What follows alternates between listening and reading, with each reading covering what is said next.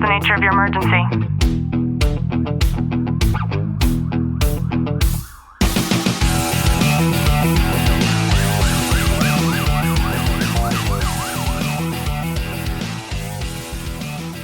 Welcome back to the Tactical Living Podcast. I'm your host, Ashlie Walton, joined by Sergeant Walton. Clint, how are you? I'm really good. You know, I want to talk about something that I don't hear a lot of first responders say out loud, especially when you're a police officer. And I think that for so many of the people that I've talked to, there's a moment when they realize that the department that they gave everything to was not going to show up for them in the way that they showed up for the department. And this is incredibly stressful. It creates this sense of feeling like you've been stabbed in the back. I know people that are going through litigation right now because of this very thing. And it feels like a massive breakup when this happens. Yeah, I think time and time again, you see, you have administrative shifts, you have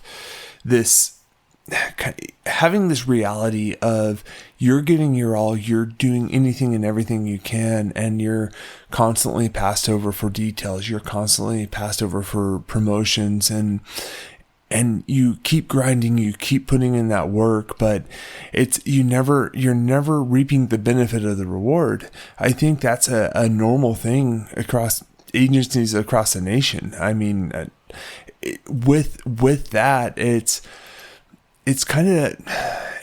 hurts. It makes why am I showing up? Why am I showing up to do and give it all my effort into anything and everything that I'm doing when they can't even come through for me? Yeah, totally. And I think that it's really important to have an honest conversation about what happens when the systems and the leadership structures that are supposed to be there to protect and support you, they actually fall short. And I think that a lot of the times that failure costs the people who trusted them the most. And this is really hard to see because something that I have noticed is I will see great officers. I'm thinking in particular of the one that I know that's going through litigation right now, where he literally gave his entire life to his department and to the community that he served. And something happened to where now he's no longer working. And he has gone through years of so much angst that instead of him having pride for that department and for law enforcement, he's now feeling bitter about everything that's happened and everything that happened because of him getting into that position. So instead of having this lifelong warrior, the supporter of law enforcement, now law enforcement has caused him to have this angst and something that has literally ruined and turned his entire life and family upside down. And it's an unfortunate thing. You see this on such a regular basis as everyone's pouring out everything into their career, into their profession of what they're doing.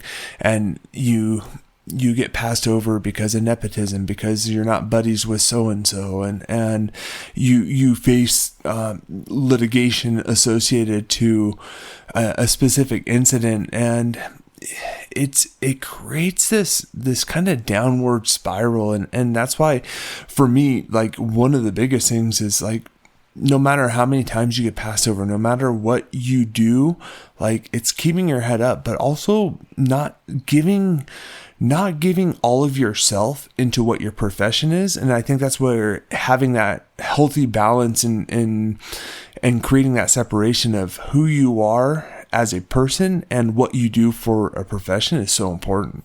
Yeah, I want to talk about institutional betrayal trauma. And this happens when an organization that an individual depended on for their safety or their support, like being in law enforcement, actually responds with indifference or denial or active suppression. We see that a lot. And I think that for first responders, your entire identity is built into what you're doing for work. A lot of the times it's built into your community, and your livelihood is all dependent and tied to your department. And when institutional betrayal happens, it doesn't just feel like this professional disappointment. I think that for most people, it feels like a personal one. Yeah, when we feel attacked in that nature, it's you're sacrificing, you're working so hard, you're building this reputation, you're trying to do your best for the community that you work in, can live in, and it's you start sacrificing so many parts of yourself for an organization who doesn't truly support you. And that's where you should have that separation. Once you start having that healthy work-life balance and being able to kind of separate the two. It's, you can go to work and give your all and be anything and everything to make a better community and to be there for those victims in their time of need. But when you go home, you're able to be at home and give that same care and compassion towards your family, not just to the community that you work for. Yeah, it's pretty wild the way that our nervous system works, because whenever we experience something like institutional betrayal trauma, the nervous system doesn't necessarily understand it in the same way that we would intellectually. And so the nervous system is going to process it as a general threat, because that institution was not just your employer. For a lot of people, it's a second family. It's a sense of purpose. And it's basically the foundation of identity for a lot of people.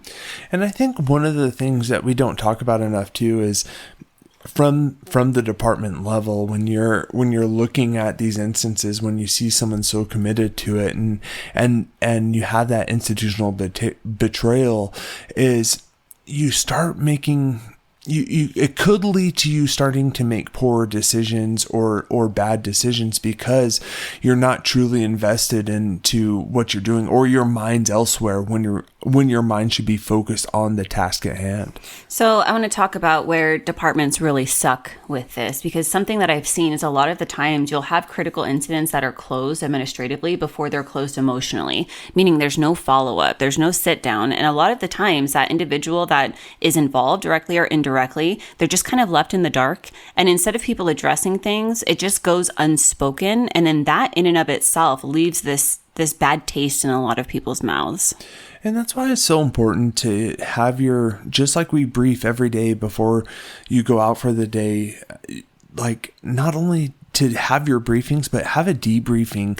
And it doesn't have to be anything critical incident. It could be any and all incidents. And just talk about and this is what I tell my guys all the time, what was good, bad, and ugly. Like, if there was nothing bad or ugly, hey, that's great. But there's always room for improvement. There's always things where we can start having, you open that door to be able to start that discussion and being able to not only watch your peers, watch your officers, watch your partners of what they could be reacting to or not reacting to. Sometimes I feel like departments act like bad parents. And something else that I've seen is that a lot of officers speak up, face consequences that basically silence everyone else around them. And something important to understand that happens in every department, I think, is that retaliation does not have to be formal to be effective. Yeah, there's so many different ways that we think of retaliation as something that is targeted on us, meaning like a write-up or discipline or something like that. But it could be as you're sitting in a group and they call you out specifically for asking that question or for making that statement or having the reaction that you did, making you feel less than, even though there's no formal disciplinary action with it. That could actually be more harmful than the formal discipline. I think it usually is. And something else that I've seen is a lot of the times, I think one of the main reasons why I see officers jump ship and go from one department to one that's going to value them even more is when you see leadership that protects its own reputation before it protects its people, and the institution's image is just constantly outranking that individual officer's well-being. That's one of the biggest factors that you're seeing in policing nowadays is they're trying to protect their image more so than anything else. And I'm not talking about when it comes to the legalities behind things. I'm not talking about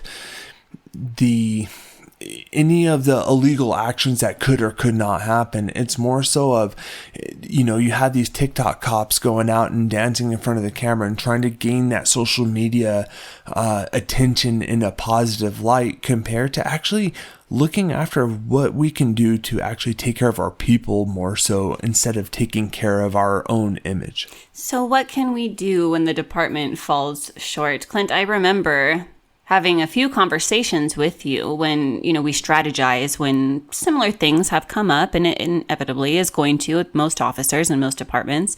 And I remember specifically saying to you that the best course of action here is to literally say the quiet part out loud, getting into briefing, saying the thing that happened, and then just waiting waiting on the silence and seeing who's going to be man enough to be able to speak up first. Yeah, and when you do that, because this goes into like I've gone to a lot of different training classes, and no one ever wants to be the first one to ask the question. No one wants to ask the question because you think that, oh, well, my question's stupid. Well, there's a lot of other people who have the same thoughts and conclusions that you may have. It's just getting that door open to be able to put that topic out there for someone to speak up about it. Yeah, I had a business roundtable a couple of weeks ago, and I was telling you that very thing happened to me, to where somebody was proposing something, and I literally stated the obvious about how redundant and unuseful that thing was that they were trying to involve all of us in. And I got met with dismissiveness, and that told me all that I needed to know when it came to whether or not I was going to continue to partake in the thing. And I think that one of the most important things is to just name what happened without minimizing it to make other people comfortable. Yeah, because when you start opening the door for those conversations, you're able to really allow others to express their thoughts, conclusions, and they're going to feel that they're not coming from a place of judgment when, especially from somewhere at a higher rank, is able to propose it. I hope you've gotten some value out of today's episode. If you have, do us a favor, drop a review, subscribe down below, and as always, know that I'm sending you a long, tight hug from my home to yours.